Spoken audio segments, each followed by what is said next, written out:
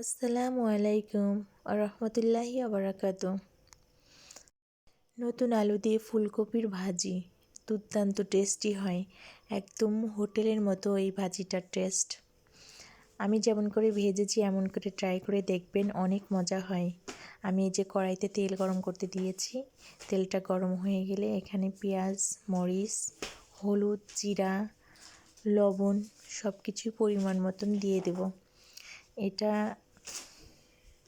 নাড়াচাড়া করে ভেজে নেব কিছুটা সময় ধরে।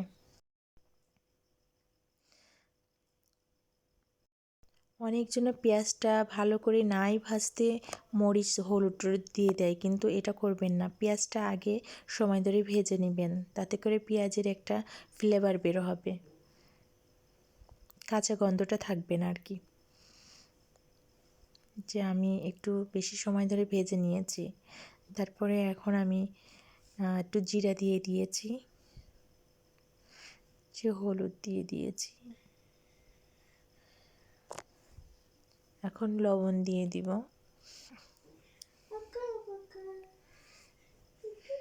একটু নেড়ে চেড়ে আমি এখানে পানি দিয়ে দিব। আর কাঁচা মরিচটা আমি একটু পরে দিব, মানে যখন পানিটা দিব, পানিটা একটু গরম হয়ে গেলে তখন আমি মরিচটা দিব। আর এতে করে মরিচটার মানে যে সবুজ কালার, এই কালারটা সবজিকে অনেক সুন্দর কালার মানে দেখাবে, অনেক সুন্দর কালারটা সবুজ সবুজ কালার থাকে আর কি। আর যদি তেলের মধ্যে পেঁয়াজের সঙ্গে মরিচটা ভেজে নেন, এই ভুলটা করবেন না, তাহলে কিন্তু ভাজির কালারটা সুন্দর হয় না। এই যে এখন আমি কাঁচা মরিচটা দিয়ে দিচ্ছি।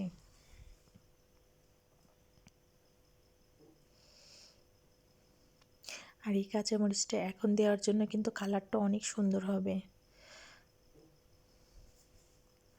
আমার মোবাইলের ক্যামেরাটা ভালো না, এই জন্য কালারটা ভালো আসে না। যে ভাজিটা আমি এখন দিয়ে দেব। এই ভাজিটা দেওয়ার পরে কিছুক্ষণ নেড়ে চেড়ে ঢাকনা দিয়ে একটু ঢেকে রাখবো।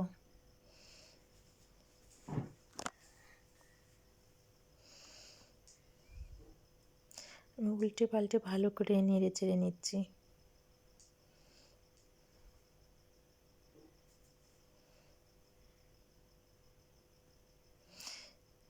ঢেকে রাখবো কিছুক্ষণ।